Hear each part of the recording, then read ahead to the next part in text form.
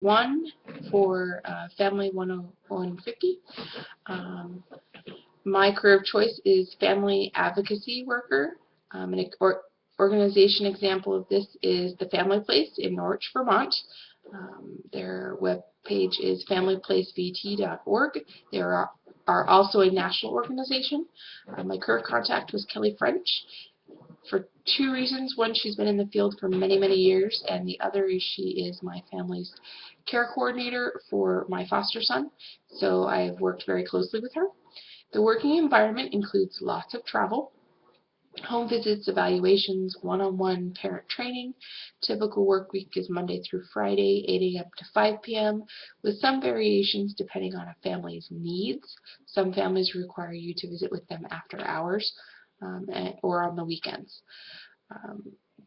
This position also includes a lot of work with the Department of Family and Child Services for children that are in state custody, as well as helping with supervised parent visitations, coordinations, emotional and developmental evaluations. Typical stressors include managing multiple caseloads with varying challenges depending on the family, and maintaining state-regulated reports, which can be challenging. There's a lot of timeliness required. Staying very organized and on time is key.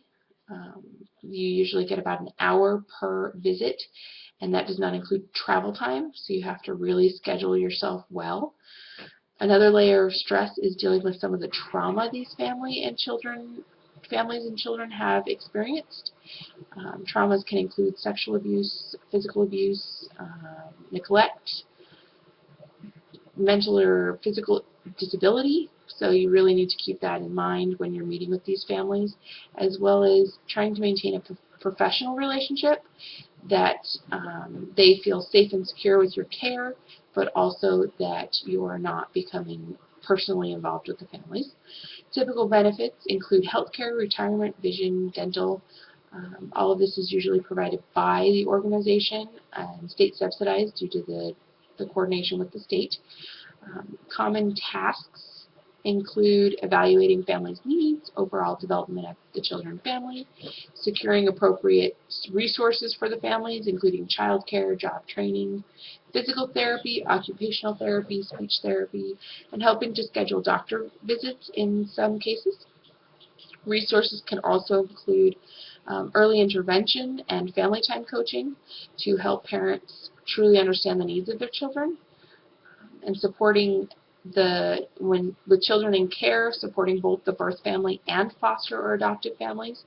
And this can include home visits, training, resource coordination, you name it, they do it.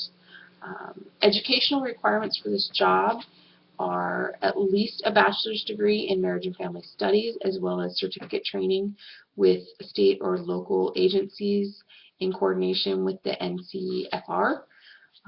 Some facilities even require medical training if you're going to be doing any of the developmental or medical evaluations, but not everyone is required. Salary range can be anywhere from $24,000 a year to $45,000 a year, depending on your education, experience, the location you're in. That leaves the national average about $33,000 a year, which is average job across the board. Average is about that, so you're in with everyone else. Some miscellaneous information that goes along with this career is specifically in my region. This is huge right now because we have a lot of state policy changing due to some investigation into our Department of Child and Family Services, so they're relying heavily on resources such as the Family Place to shore up the connection with the families, with birth families, foster families, making sure people have the resources they need to care for their children. My information sources were thefamilyplace.org, as well as payscale.com to get my salary information, and more directly, Kelly French from the Family Place as my personal contact. If you have any questions, please feel free to give me a shout, and I happily answer them. Thank you.